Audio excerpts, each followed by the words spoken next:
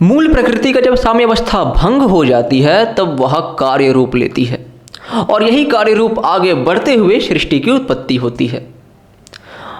इसके साम्यावस्था को भंग करने वाले ईश्वर है, जैसा कि हमने पहले भी जाना है नाथदीय सूक्त, पुरुष सूक्त, सांख्य दर्शन और प्रश्नोपनिषद के प्रथम प्रश्न में। लेकिन ईश्वर ये सृष्टि की उत्पत्ति आखिर करते क्यों हैं? आइए आज हम इसी विषय पर वार्तालाप करेंगे, लेकिन आपको मैं बता दूं कि आज का विषय होगा आत्मा। नमो नमः। मैत्रेय वाणी इस YouTube चैनल पर मैं मैत्रेय कश्यप आपका हार्दिक स्वागत करता हूं।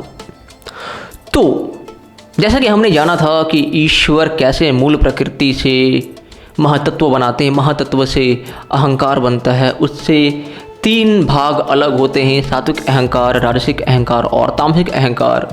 यहाँ पर तामसिक अहंकार आगे चल करके 5 तन्मात्राएं बनता है, शब्द स्पर्श रूप रस गंध, उससे पंच तत्व का निर्माण होता है, क्षिति जल पावक गगन समीर, अर्थात धरती आकाश वायु जल अग्नि। वही सात्विक अहंकार पर आ जाएं तो उससे उत्पत्ति होती है 2 इंद्रियों की, बाहरी इंद्रियां और भीतरी इंद्रियां। भीतरी इंद्रियां मन कहलाती है और बाहरी इंद्रियां 2 भागों में और बढ़ जाती है, जो कि 5 कर्म इंद्रियां होती है और 5 ज्ञानेंद्रियां होती है। कर्म इंद्रियां अर्थात हमारे मुख, हमारे 2 हाथ, हमारे पैर, हमारे पायु और हमारे उपस्थ, और 5 ज्ञानेंद्रियां अर्थात हमारी जिह्वा, आँख, कान, नाक, त्वचा इत्यादि। तो ये जो चीजें आप देख रहे हो जो मूल प्रकृति से बनी है, ये सारी जड़ है। कैसे? ये जो प्राण है, अपान व्यान समान, नाग, कूर्म, क्रिकल, धनंजय इत्यादि, ये सारे के सारे जड़ पदार्थ हैं। क्यों? क्योंकि ये मूल तत्व प्रकृति से बने हैं। ठीक उसी प्रकार से हमारा मन, बुद्धि, चित्त, अहंकार, ये भी मूल प्रकृति से बना है, अर्थात ये भी जड़ है। हमारा ये जो शरीर आप देख रहे हो, ये भी जड़ है, इसमें चेतना नहीं है, ये स्वयं से हिलडुल नहीं सकती। जैसे एक मृत शरीर होता है, मृत शरीर भले ही स्वस्थ हो, उसके हृदय स्वस्थ हो, उसके मस्तिष्क स्वस्थ हो, लेकिन वो मरा हुआ पाया जाता है। क्यों? क्योंकि उसका जो शरीर है वो जड़ है। आखिर ऐसा होता क्या है जो उस जड़ शरीर में चेतना उत्पन्न होती है, कॉन्शियसनेस आता है और फिर वो जागृत अवस्था में आ जाता है। जैसे कि मैं मैत्रेय कश्यप अभी जागृत अवस्था में हूँ, स्वप्न अवस्था और सुषुप्ति अवस्था अलग चीज़ है, इस पर हम फिर कभी बात करेंगे। अभी मैं मृत्यु और जीवित का बात कर रहा हूँ। तो मैं मृत्यु को प्राप्त नहीं हुआ हूँ, मेरी मृत्यु नहीं हुई है, मैं जीवित हूँ। लेकिन ऐसा क्या होता है जो कि हमारा शरीर स्वस्थ तो रहता है लेकिन वो मृत घोषित कर दिया जाता है? तो हमारे शरीर में एक ऐसा तत्व विराजमान है जो कि हमारे जितने भी इंद्रियां हैं, हमारे अंदर जो 10 प्राण है उसको एक्टिवेट करता है। उस तत्व को हम आत्मा का संज्ञा देते हैं। आत्मा की वजह से ही हमारे शरीर में कॉन्शियसनेस आती है। यदि आत्मा निकल जाए तो हमारा शरीर मृत घोषित हो जाएगा। क्यों? क्योंकि जो 10 प्राण है वो भी कार्य नहीं कर पाएंगे। आखिरी 10 प्राण है क्या, इसके बारे में हम अगले वीडियो में बातचीत करेंगे। अभी हम आत्मा पर वापस आते हैं।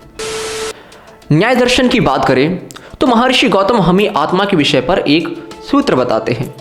वो ये है कि इच्छा द्वेष प्रयत्न सुख दुख ज्ञानात्मनो लिंगम, अर्थात कि इच्छा, द्वेष, प्रयत्न, सुख दुख, ज्ञान, ये 6 आत्मा के लिंग होते हैं, अर्थात चिन्ह होते हैं। तो हमारे शरीर में ये सारी चीज़ें देखने को मिलती है। मतलब मैं शो कर सकता हूँ क्या? प्रयत्न, मतलब मैं बार बार प्रयास करता हूँ एक बुलंदी पर पहुँचने का, वो अलग बात है। थोड़ा ऊपर जाता हूँ, नीचे आ जाता हूँ, फिर ऊपर जाता हूँ, फिर नीचे आता हूँ, फिर ऊपर जाता हूँ, फिर जाता हूँ, ये होता रहता है। ये लाइफ का एक फेज होता है। उसके बाद दुख सुख, अभी मैं बहुत खुश हूँ, प्रसन्न चित्त हूँ, कुछ समय बाद कुछ ऐसा होगा हमारे साथ जो मुझे वो दुखी कर देगा। ठीक है। द्वेष, मनुष्य का ये स्वाभाविक गुण है कि अगर कोई इससे आगे बढ़ जाए ना तो उसे द्वेष होने लग जाती है, यार ये मुझसे आगे कैसे बढ़ गया, मैं इसे पछाड़ करके रहूँगा। ऐसा इच्छा कहने का अर्थ ये है कि जो मनुष्य है वो इच्छाओं में बंधा हुआ रहता है कि हमें ये मिल जाए, ये थोड़ा और मिल जाए, वो भी मिल जाए, वही मिल जाए, सब कुछ मिल जाए। संतोष नाम का चीज़ ही नहीं है। हाँ, संतोष उसे है जो योगी पुरुष है, जो धीर पुरुष है इत्यादि। लेकिन जो सामान्य मनुष्य है तो उनमें बेसिकली ये 6 गुण देखने को मिल जाते हैं। तो इस हिसाब से हम यह कह सकते हैं कि जहाँ पर ये 6 चीज़ें दिखी, समझो वहाँ पर आत्मा है। और ये 6 चीज़ें जरूरी नहीं कि केवल मनुष्य में ही देखी जाए, जानवरों में भी देखी जाती है, पक्षियों में भी देखी जाती है। आत्मा का आकार क्या है? कुछ लोग आत्मा के आकार को ये कहते हैं कि वो ईश्वर की तरह है। कुछ लोग कहते हैं कि आत्मा सर्वत्र व्यापक है, ठीक है, वो असीम है, वगैरह वगैरह, दिस डैट वे वो। लेकिन वेद क्या कहता है? आइए आज हम वेद की बात सुनते हैं। अथर्ववेद कांड 10 सूक्त 8 और मंत्र संख्या 25 में कहा गया है कि बाल देका मणियस्कम, अर्थात वह जो जीव है वह बाल से भी सूक्ष्म है, बहुत ही छोटा है। उसका जो आकार है वो बहुत बड़ा नहीं है, सूक्ष्म से भी सूक्ष्म है। उसके बाद अथर्ववेद के कांड 19 सूक्त 68 और मंत्र संख्या 1 में कहा गया है अव्यसः, अर्थात अव्यापक, अर्थात अणु। मतलब ये कि जीव ईश्वर की तरह सर्वव्यापक नहीं है, वह अव्यापक है, मतलब एक देशीय है। एक समय पर वो एक ही जगह पर एग्जिस्ट कर सकता है, जबकि ईश्वर क्या है भाई, एक समय पर अनेकों जगह है, वो सर्वत्र व्यापक है। लेकिन यहाँ पर जीव क्या है, एक देशीय है। इसीलिए जो जीव है, जो आत्मा है, वो ससीम है, वो असीम नहीं है। तो यहाँ पर जो जीव का यानी आत्मा का जो आकार है वो अत्यंत सूक्ष्म है, ऐसा शास्त्रों में कहा गया है। क्या आत्मा अमर है? क्या आत्मा को हम मार सकते हैं? सबसे पहले तो हम कठोपनिषद की बात करना चाहेंगे। कठोपनिषद के विषय में मैं थोड़ा सा बता दूं कि इसमें यम और नचिकेता का एक संवाद है। जब वाजश्रवा वो अपने पुत्र नचिकेता को मृत्यु के हवाले यानी कि यम के हवाले कर देते हैं, तो नचिकेता यमराज के पास जाते हैं। तो यमराज उन्हें कहते हैं कि आप 3 वर मांगे। ये मैं थोड़ा शॉर्ट में बता रहा हूँ, ये डिटेल में तब बताऊंगा जब मैं कठोपनिषद के विषय पर वार्तालाप करूंगा। तो यम कहते हैं कि आप 3 वरदान मांगे। तो नचिकेता कहते हैं कि मुझे आत्मा के बारे में बता दो कि आत्मा का क्या है क्या नहीं है थोड़ा सा। कुछ लोग कहते हैं कि आत्मा मर जाता है, कुछ लोग कहते हैं नहीं मरता, आखिर ये लोचा क्या है? तो वहीं पर कठोपनिषद का 2य वल्ली श्लोक संख्या 18 तथा 19 में यमराज नचिकेता को बताते हैं कि मरता शरीर है, ये शरीर नाशवान है, लेकिन यह जो शरीर के भीतर बैठा आत्मा है वो कभी नहीं मरता, वह शाश्वत है, वह सनातन है। उसके अगले श्लोक में ये कहते हैं कि यदि कोई कहता है कि मैंने इस आत्मा को मार दिया है और कोई कहता है कि इस आत्मा ने किसी को मारा है, तो वह दोनों सत्य को नहीं जानते हैं। अर्थात यही कि आत्मा को कोई भी मार नहीं सकता है, आत्मा अमर है। मरता कौन है? शरीर है।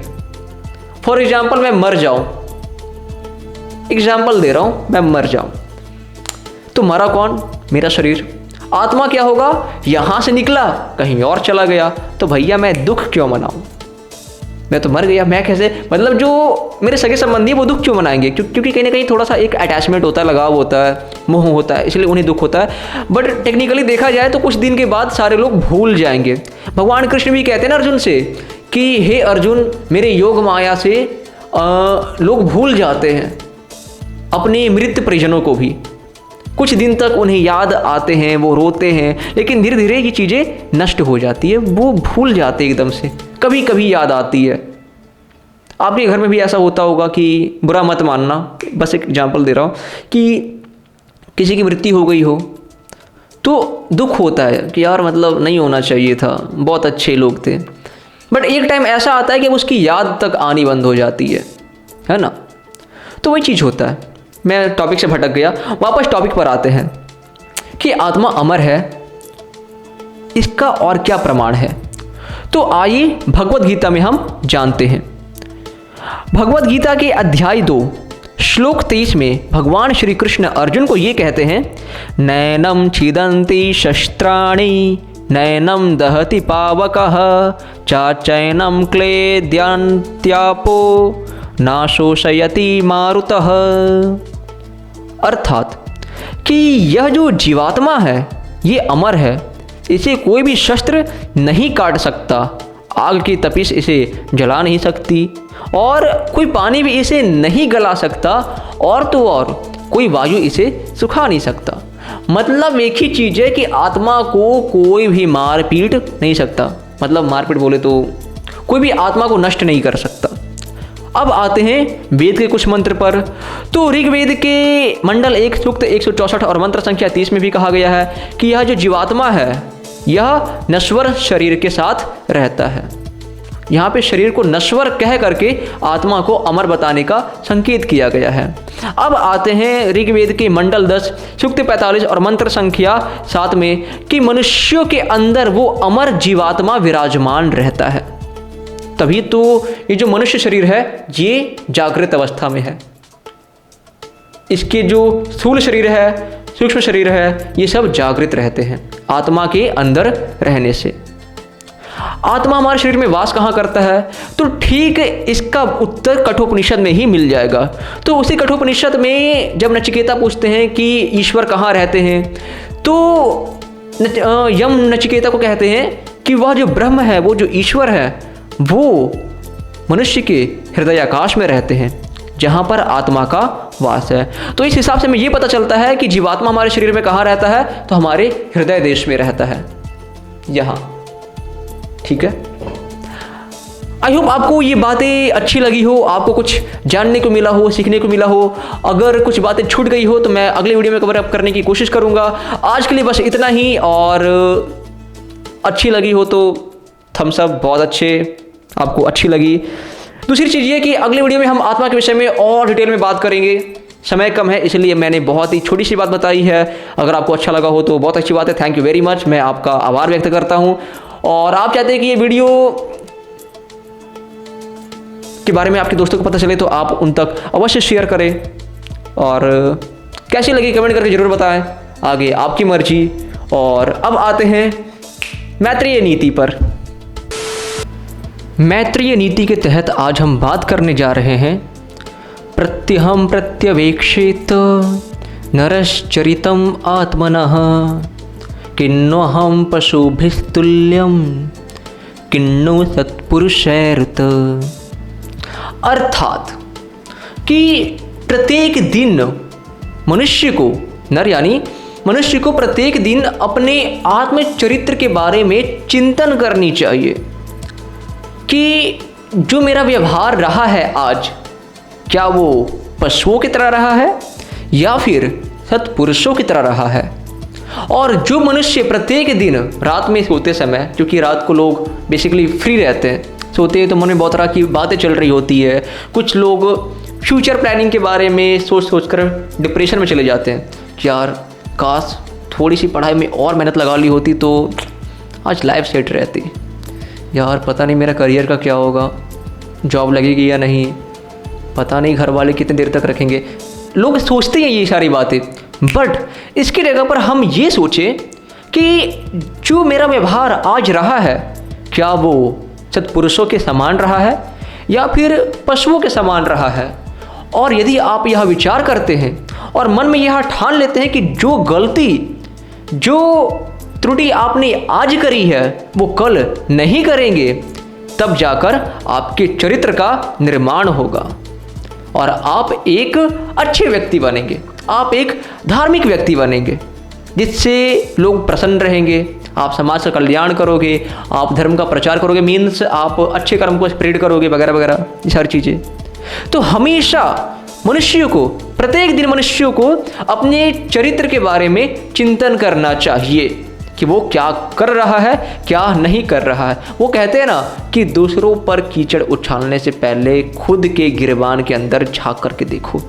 ठीक उसी प्रकार से आप इस श्लोक को ले सकते हैं। यदि आपको ये चैनल पसंद आया हो तो प्लीज़ सब्सक्राइब करना ना भूलें, आगे आपकी मर्जी। और मिलते हैं अगले वीडियो में एक नए टॉपिक के साथ। जब तक त्रैतवाद खत्म नहीं हो जाता, ये प्रकृति, आत्मा और ईश्वर को हम पकड़ करके रखेंगे। ठीक है, तो मिलते हैं अगले वीडियो में इन्हीं किसी एक टॉपिक पर। तब तक के लिए नमो नमः।